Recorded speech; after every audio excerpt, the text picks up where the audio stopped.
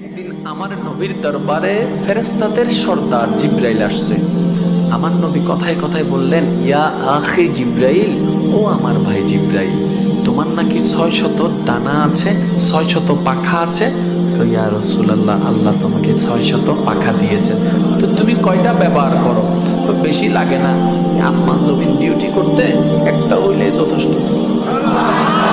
মানে একটা দিয়ে চাপড় মারলে হয়ে আছে, বাকি 599 ব্যবহার করা লাগে। আচ্ছা, যার 600টা ডানা আছে তার শরীরটা কত?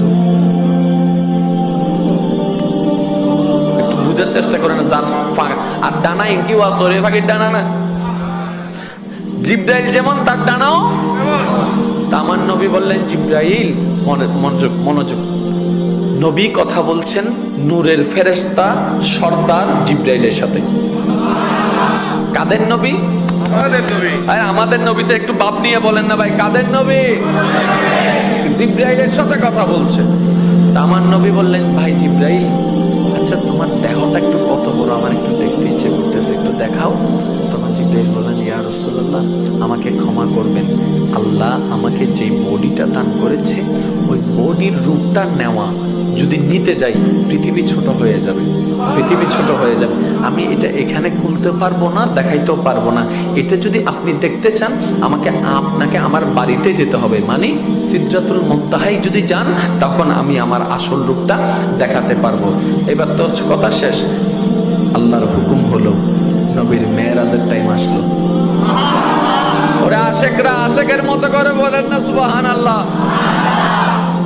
আল্লাহর হুকুম হলো, মেরাজের সময় আসলো, জিব্রাইল খাদেম হিসাবে আসলো, বোরাক গাড়ি হয়ে আসলো, নবীর ঊর্ধ্বগমন শুরু হয়ে গেল। যেতে যেতে সিদরাতুল মুনতাহার ঘটনা আপনারা সবাই জানেন।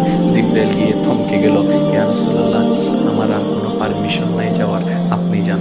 আমার নবী বললেন, জিব্রাইল, আমি একটা কথা বলছিলাম যে তুমি বলছিলে যে তোমার বাড়িতে আসলে দেখাবা, একটু দেখাও তো তোমার শরীরটা।